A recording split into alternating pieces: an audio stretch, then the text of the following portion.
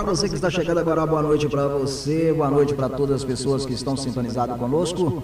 Aquele nosso muito obrigado a você pela sintonia, obrigado aí pela companhia de estar conosco aqui na 103. E nós sabemos que todos os dias nós temos um assunto diferente para falar para vocês. E como hoje é o Dia Mundial da Religião, e nós vamos falar então, contar um pouco sobre a religião e depois entramos aí no assunto direto. Vamos falar o que a Bíblia diz sobre a religião. Desde o ano de 1950, o mês de janeiro é dedicado para se comemorar o Dia Mundial da Religião. E essa data foi proposta em 1950 por uma Assembleia Espiritual Nacional dos Estados Unidos, que chamada de Fé Bahá'í, uma religião que surgiu no século XIX por meio dos ensinamentos de Bahá'u'lláh, líder religioso do Pérsia, nascido em 1817 e morto em 1892. O Dia Mundial da Religião, conforme sua proposta original, é comemorado no terceiro domingo do mês de janeiro. Sendo assim, é uma data móvel que, no ano de 2020, será comemorado no dia 19 de janeiro e no ano de 2021, no dia 17 de janeiro. No Brasil, eventualmente, a comemoração pode coincidir com o Dia Nacional do Combate à Intolerância Religiosa, que é hoje, dia 21 de janeiro. Então tá aí o Dia Nacional de Combate à Intolerância Religiosa, dia 21 de janeiro aqui no Brasil. E a data, que é o Dia Mundial da Religião, ela é móvel, então é terceiro domingo do mês de janeiro, que se comemora em todo o mundo. E nós vamos falar então para você que acompanha todos os dias, nós vamos falar um pouco então sobre essa tal chamada religião. Religião, coisas de humano mesmo, né? Muitas pessoas acham que, por causa do medo desconhecido, o que vem depois da vida, a necessidade de dar um sentido a esta mesma vida, são levantados os fatores do homem criar diversas crenças, cerimônias, cultos. Daí surgiram tantos mitos, superstições e ritos para manter contato com o mundo sobrenatural. Mas isso, ao ser criado à imagem de Deus, o homem trouxe consigo a propensão ou mesmo a necessidade de se cultuar o Criador. Necessidade porque é o próprio Deus quem pede que os homens o adorem. O Senhor Jesus Cristo afirmou isso ao declarar: ao Senhor teu Deus adorarás, e só a Ele prestarás culto. Está lá em Lucas, no capítulo 4, versículo 8. Então não foi feito o homem que inventou a religião para buscar a Deus, e sim o Criador, quem deu a ordem ao homem e também deu a capacidade de adorá-lo. Somente ao Senhor teu Deus adorarás, e somente a Ele darás culto. Por que o homem é um ser religioso? A resposta da Bíblia é simples e clara. Porque o homem foi criado à imagem de Deus. O que significa ter sido criado à imagem de Deus, à semelhança de Deus? A palavra imagem vem do hebraico tzelem, significa a expressão da realidade que podemos afirmar que significa sombra. A sombra tem semelhança com a pessoa, mas não é exatamente uma cópia da pessoa, é semelhança, viu? E no hebraico, demut significa principalmente aparência, correspondência, cópia. Precisamos lembrar que não pode existir sombra se não houver uma realidade. Você coloca qualquer um objeto à frente do sol, a sombra não é real, é o reflexo, mas o objeto que está em sua mão é real. Em Gênesis, no capítulo 5, versículo 3, a palavra semelhança aparece antes de imagem. Em Gênesis, no capítulo 9, versículo 6, aparece somente a palavra imagem. E em Gênesis, capítulo 1, versículo 27 também. E aí podemos concluir que desses textos, que a palavra fundamental para a apresentação da ideia de semelhança a Deus é a imagem de Deus. Bom, mas o que significa a expressão imagem de Deus? Se refere ao homem como um ser espiritual, racional, moral e social. Então, o homem espiritual, ele tem a capacidade de conhecer a Deus, de manter em comunhão, de se relacionar com Deus. O homem afirma que ouviu a voz de Deus lá em Gênesis, no capítulo 3, versículo 10. Então, a conclusão é simples e lógica. Deus fala com o homem e este consegue ouvi-lo, sabendo quem estava falando. Aí começou, né? O que é o homem espiritual. Aí vem o homem racional.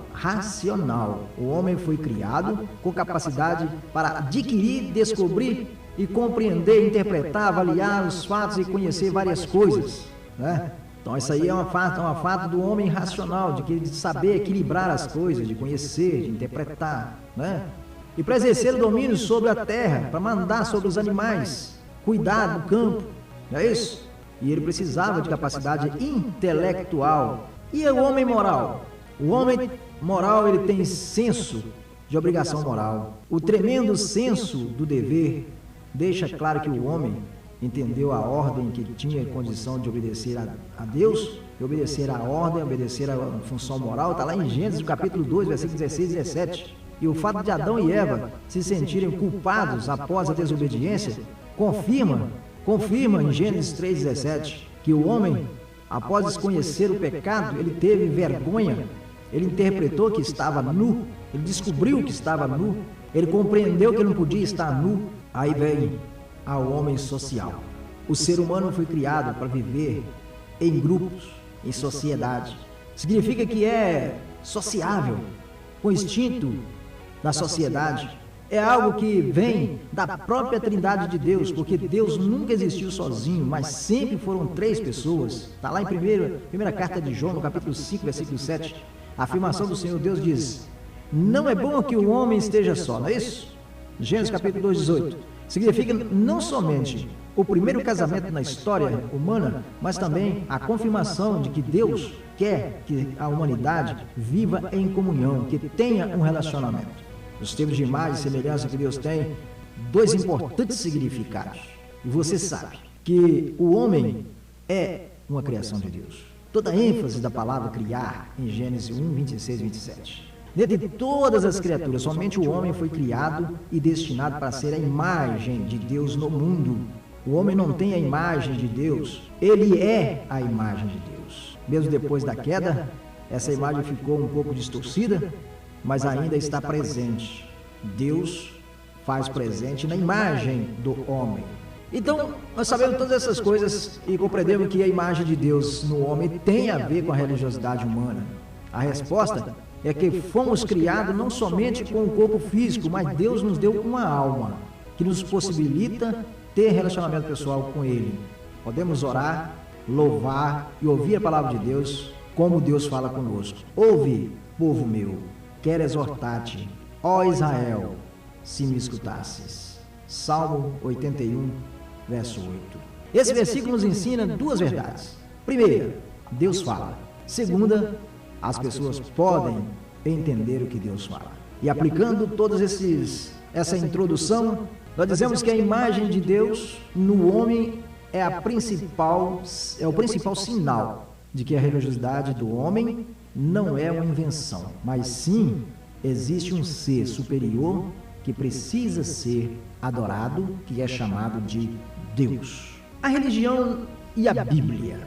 Existem pessoas que não têm noção do que é religião porque não conhecem a Bíblia. Toda religião tem um livro sagrado. Para eles é sagrado. Para nós, cristãos, a Bíblia. Para outras religiões tem outro livro, então para outro tem outro. Para eles tem um livro sagrado. O seu lugar é sagrado. Seu templo é sagrado. Seu líder maior, suas crenças, os seus extremismos. Russell Shepard classificou 8 tipos de religião: animista, legalista, ritualista, sacramentista, natural, racional, revelatória e mística. Se quiser conhecer os detalhes, você pode procurar na enciclopédia bíblica, viu? Você acha todas essas religiões separadamente. Mas o que é religião? O termo tem origem no verbo latino religare, que significa religar, ligar de novo. Também define como o conjunto de crenças, dogmas e práticas próprias de uma confissão religiosa. A história da humanidade é uma história das religiões e também se confundem. Isso se deve ao fato de que não houve no passado comunidade ou cultura sem religião. Está claro que, no mesmo modo como fomos fisicamente preparados para respirar, falar determinada língua, gostar de música e comer, beber, também fomos preparados para a vida espiritual. As religiões egípcias, gregas, romana, nórdica, celta, chinesa, japonesa e outras comprovam a diversidade religiosa entre os homens. Existem religiões que você olha e fala, mas não é possível a pessoa estar seguindo a Deus com essa religião. Mas é a religião dele. E essa diversidade de religião é que torna o homem, por exemplo, no Oriente Médio tem religião lá que determina que o homem pode sair com uma bomba pendurada no pescoço para explodir e matar todo mundo. Diz que é Deus que mandou, Alá que mandou. Mas é a religião deles. São coisas que eles acham que está certo. Eles acham que está certo. Nós achamos que não. Nós cristãos achamos que não. Já tem religião, também no Oriente também, que são várias religiões lá no Oriente, né? Que a mulher, ela vale menos do que uma cabrita. Vocês sabem disso, eu não estou inventando aqui para falar. Mulher não tem valor nenhum. Mulher não pode subir no altar. Mulher não pode descobrir nem o rosto. Tem que ficar só com os olhos lá de fora. Cabelo coberto, rosto coberto, corpo todo coberto. Mas é a religião deles. Eles acham que ali está certo. Que aquele modo de servir o Deus deles está certo. Na versão Almeida da nossa Bíblia atualizada, tem o termo religião, que aparece nos Atos dos Apóstolos, no capítulo 25, 19, 26, 5, Tiago 1, 26 e 27, mas nem todas traduzem a mesma palavra grega. O termo religioso só aparece em Atos dos Apóstolos 17, 22 e em Tiago 1, 26, tá bom? Então, se você tiver com a Bíblia, versão corrigida aí de Almeida, então você vai ver que essa versão aí, ela não traduz realmente o que é do grego direto não, tá bom?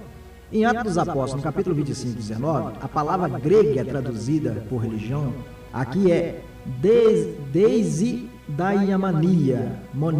Olha que nome difícil de falar, né? Deisidaimonia.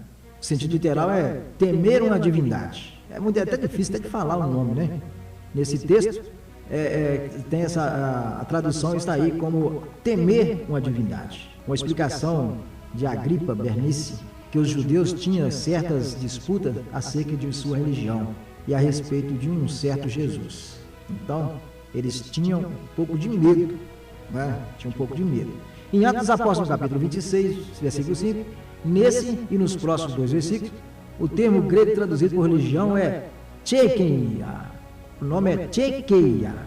Se pronuncia dessa forma mesmo. Até ouvi aqui o tradutor falando a palavra, é tchekeia, que significa serviço de Deus, que Paulo está se referindo ao pariasismo como uma religião, não é? E lá em Tiago 1, 26 e 27, o texto ensina quais são as 3 características do exercício prático da religião: controlar a língua, cuidar dos órfãos e das viúvas e não se deixar contaminar pelo mundo. Então, trazemos aí, por essa grande tradução desses dois versículos de Tiago, é o que nós vivemos hoje. Controlar a língua, cuidar dos órfãos, das viúvas e não se deixar contaminar pelo mundo. Fica muito evidente que a palavra religião é pouquíssimo usada na Bíblia, pois a ênfase das Escrituras não está na religiosidade, mas sim nos deveres do homem para com Deus, que são resumidos nesses tópicos aí. Tá vendo? Controlar a língua, cuidar dos órfãos e das viúvas e não deixar se contaminar pelo mundo. A religião é só isso. Às vezes nós pensamos que a pessoa, quando tem uma religião, ele precisa de uma religião, o ser humano precisa de uma religião para se agarrar em alguma coisa.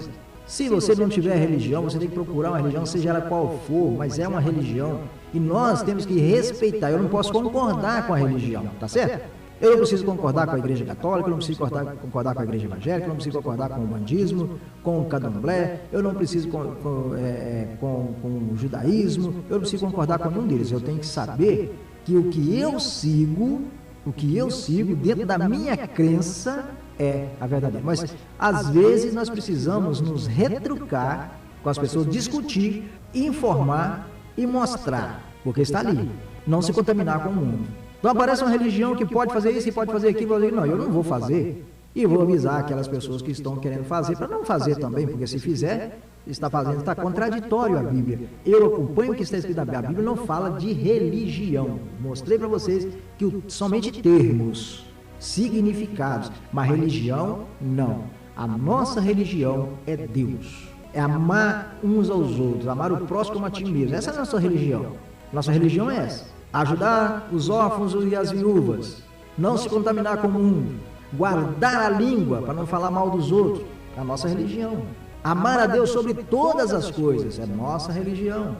Mas o termo que está lá em Salmo, no livro de Salmo 42, versículo 2. Os textos e os comentários feitos até aqui são suficientes para comprovar que fomos criados para ter comunhão e paz com Deus. E ainda precisamos considerar um texto bíblico que está lá em Eclesiastes, no capítulo 3, versículo 11. A eternidade do coração do homem, ao afirmar que Deus colocou a eternidade no coração do homem. O autor bíblico está revelando tanto a glória quanto a miséria do homem. Viu? Ter sido criado para a eternidade e forçado a viver no tempo é para a humanidade uma tragédia de enormes proporções. Dentro desse ensinamento, dentro de nós, clama pela vida e pela permanência. No entanto, tudo que nos cerca nos faz lembrar da mortalidade e da mutação.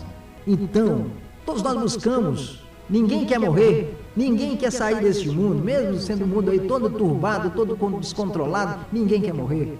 Mas uma coisa você tem que ter certeza, a única certeza que o homem tem é que um dia ele vai morrer.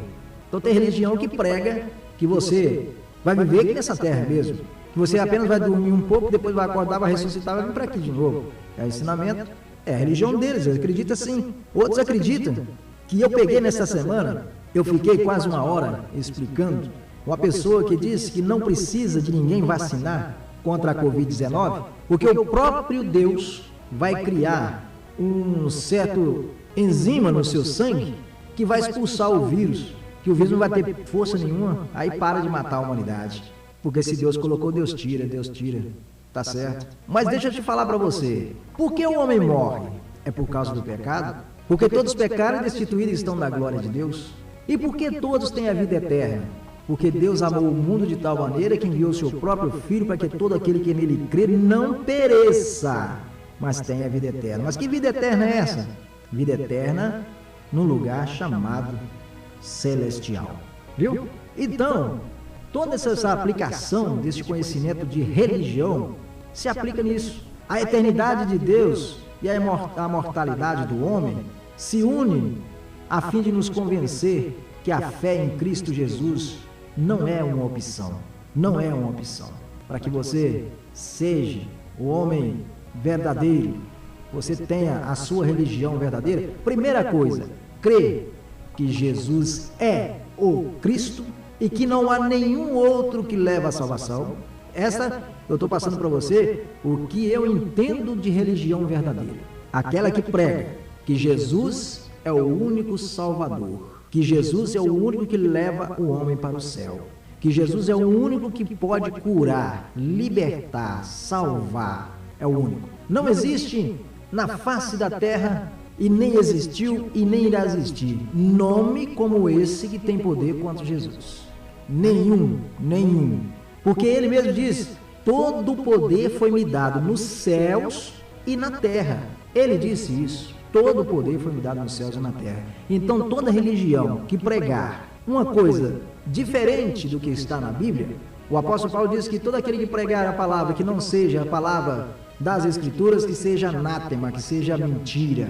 Então, por isso, você tem que aprender a escolher a religião, a igreja que você frequenta, o culto que você frequenta, e a pessoa que está pregando. Que tem tanta mentira por aí, gente, tem tanta mentira, que eu ultrapasso os meus entendimentos. Ultrapassa o entendimento de qualquer pessoa que estuda a Bíblia, pessoa que estuda livros teológicos, ultrapassa. São mentiras que a gente não consegue entender por que a pessoa abre a boca para falar uma besteira dessa. Eu já briguei com pessoas de várias religiões, assim, brigando no sentido de discutir a religião, que tem um ditado por aí que eu não concordo, que a religião não se discute porque você tem o entendimento da palavra, você conhece a palavra. Então, toda igreja, todo pregador, que pregar fora da Bíblia não é religião, é seita. Então cuidado com isso. E hoje, no Dia Nacional de Combate a pessoas que brigam por causa de religião, né? Dia Nacional do Combate à Intolerância. Tem pessoas que não toleram, tem pessoas que até matam o outro por causa de religião. Não, para com isso. Você tem a obrigação de pregar. Que ide por todo mundo pregar o evangelho a toda criatura. Quem crer e for batizado será salvo, e quem não crer será condenado. Até a própria palavra já diz: aquele que crer e for batizado será salvo. O que não crer será condenado. Mas precisamos ir pregar. Se a pessoa acreditou, bem. Se não acreditou, você já fez a sua parte, você pregou.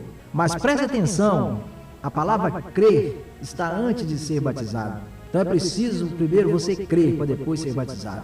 Aquele que crer e for batizado será salvo. Quem não crer será condenado. Então é simples. Crer, batizar, será salvo. Mas se não crer, já está condenado, né? E aquele que não crê em Deus vai crer em quem? Na mentira? Então está aí. Essa é a nossa explicação sobre o Dia Nacional da Tolerância Religiosa, do combate à intolerância religiosa. E eu quero deixar o meu abraço a todas as pessoas que estão ligadas conosco na internet. Estamos agora com 486 pessoas conectadas aí no nosso site. Nosso muito obrigado. Fora as pessoas que estão aí no FM.